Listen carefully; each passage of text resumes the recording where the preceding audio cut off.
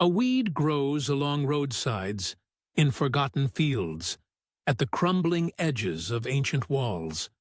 In 2006, researchers publishing in the Journal of Ethnopharmacology demonstrated that compounds extracted from this plant's white milky sap showed analgesic effects comparable to ibuprofen in controlled laboratory conditions.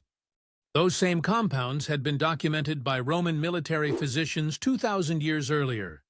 Antiquity and the modern laboratory reached the same conclusion, separated by 20 centuries of overlooked evidence. This plant appeared in the British Pharmacopoeia and was sold in 19th-century pharmacies across 3 continents. Then it vanished, not because it failed, because it couldn't be patented. Wild plants offer no profit margin.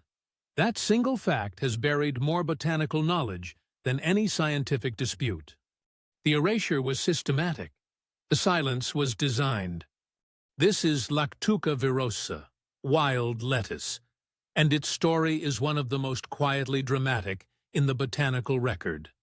If forgotten plant histories interest you, subscribing to this channel means more of them will reach you. It still grows wild across Europe and Central Asia, tall and ignored. Most who pass it see only a weed. History recorded something entirely different. The earliest recorded reference to wild lettuce traces back to ancient Egypt, around 1500 BCE.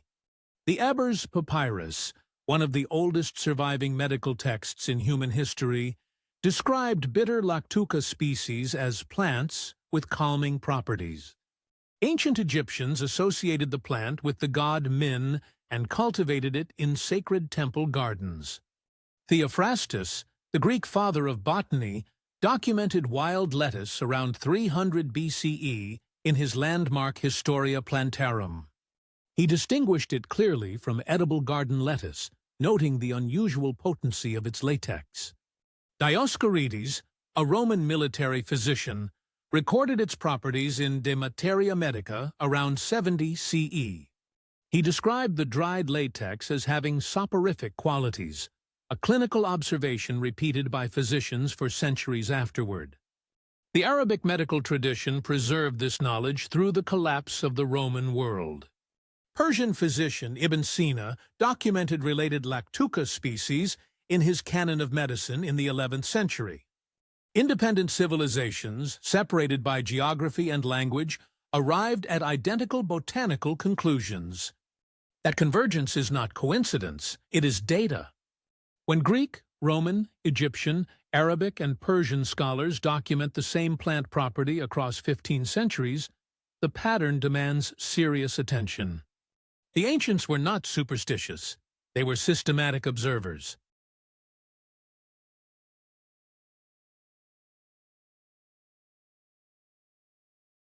Modern biochemistry has mapped what ancient physicians observed empirically. Wild lettuce latex contains 2 primary sesquiterpene lactones, lactucin and lactocopicrin. These bitter compounds are responsible for the plant's documented properties across its long historical record. The 2006 study in the Journal of Ethnopharmacology tested lactucin and lactocopicrin in controlled animal models. The research team documented analgesic activity that the paper compared favorably to ibuprofen at equivalent doses. A wild roadside plant, chemistry that rivals a globally sold pharmaceutical. The latex also contains lactucerol, flavonoids, and coumarin derivatives, a biochemical profile still being fully characterized. Science did not discover this plant's properties. It confirmed what 2 millennia of documentation had already established. The confirmation arrived in 2006.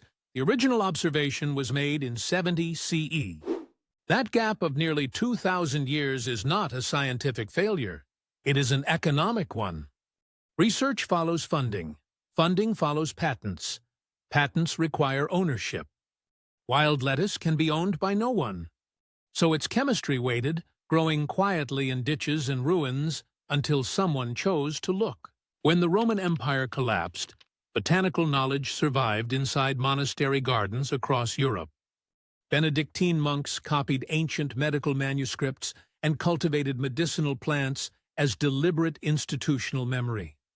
Hildegard of Bingen, the 12th century abbess and prolific naturalist, referenced bitter Lactuca species in her botanical writings Physica. Medieval apothecaries, Europe's pharmacists before pharmacy existed as a formal profession, relied on locally grown plants with inherited documentation. Wild lettuce required no import routes, no trade networks, no complex preparation infrastructure. It grew at field edges, in churchyards, along roads, free, reliable, and well-documented. Medieval physicians recognized it by its height, sometimes reaching 2 meters, and by the white sap that bled immediately from any cut stem.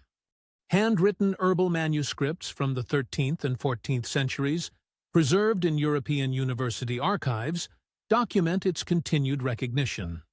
Knowledge had continuity because human communities maintained it deliberately. Each generation chose to remember. Each monastery chose to preserve. The chain of deliberate transmission lasted over 1,000 years. The industrial era severed it in decades. What monks preserved across the collapse of empires, the pharmaceutical market discarded without ceremony. By the early 19th century, wild lettuce had achieved formal pharmaceutical recognition across Europe and North America. Apothecaries extracted and dried the plant's latex into a substance called lactucarium, referenced in period literature as lettuce opium. Lactucarium appeared in the British Pharmacopoeia, the French Codex, and the United States Dispensatory, 3 of the most authoritative medical references of the era. Physicians documented its use for insomnia, chronic nerve pain, bronchial irritation, and states of nervous agitation. It was commercially available in pharmacies across England, France, Germany, and the United States throughout the 1800s. Medical journals positioned it as a milder botanical option in cases where stronger preparations were considered excessive. This was not fringe herbalism. This was mainstream 19th-century institutional medicine. The plant had crossed from folk tradition into formal pharmacopoeial practice. That legitimacy was not overturned by science. It was rendered economically obsolete by synthetic chemistry. The first decades of the 20th century brought patentable synthetic compounds with controllable production and guaranteed profit margins. Wild lettuce, growing freely in every ditch and roadside, offered pharmaceutical companies nothing they could own. By 1950, it had been quietly removed from most Western pharmacopeias. A century of formal medical documentation erased in a single commercial pivot.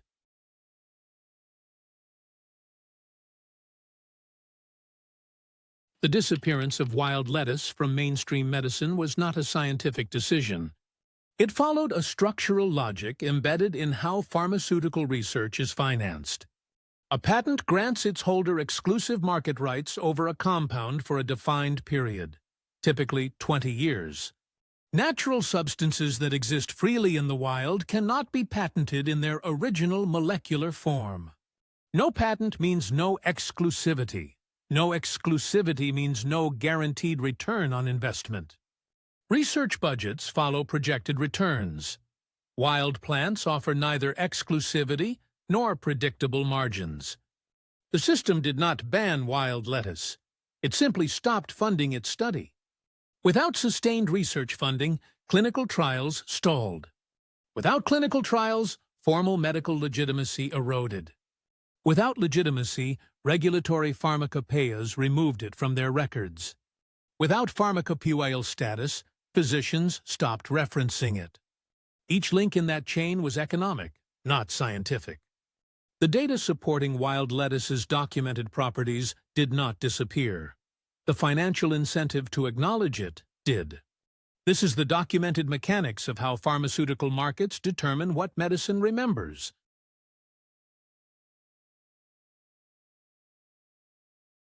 Lactuca virosa is a biennial herb native to Central and Southern Europe, Western Asia, and parts of North Africa. In its second year, it produces a tall, branching, flowering stalk that frequently reaches 150 to 200 centimeters in height.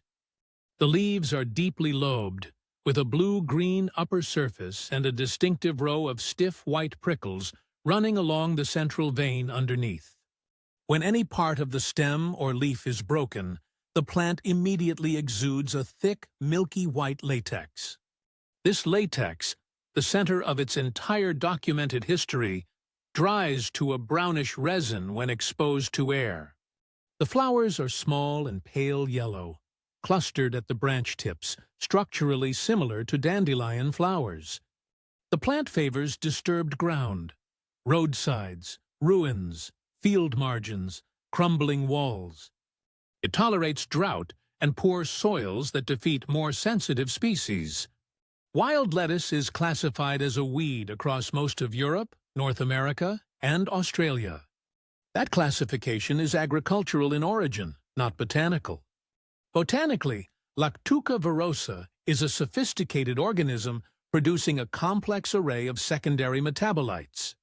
The label weed describes economic inconvenience, not biological significance. What grows uninvited at the roadside is often precisely what the historical botanical record considers most remarkable. The story of wild lettuce is not unusual. It is representative. Dozens of plants with documented historical use followed the same trajectory across the 20th century. Acknowledged, then rendered invisible by economic irrelevance. Ethnobotanists estimate that traditional plant knowledge is disappearing faster than the plant species themselves. When a community loses contact with its botanical heritage, no database fully recovers what is gone. Wild lettuce still grows. Its historical record is intact. The pharmacopoeial entries from the 19th century survive in archives. The Greek and Roman documentation survives in translated manuscripts. The 2006 laboratory analysis is accessible in indexed scientific literature. The evidence was never destroyed. The attention was redirected. Botanical literacy is the capacity to read a plant's full historical record with the same seriousness applied to modern pharmaceutical literature. That record is older, broader, and frequently more complex than any contemporary drug catalog. Wild lettuce is one chapter, one example of a longer, more systematic pattern. The botanical world is full of plants waiting to be looked at again, not with romanticism, but with the rigor the historical documentation demands. Grow something history forgot. Remember what the record preserved.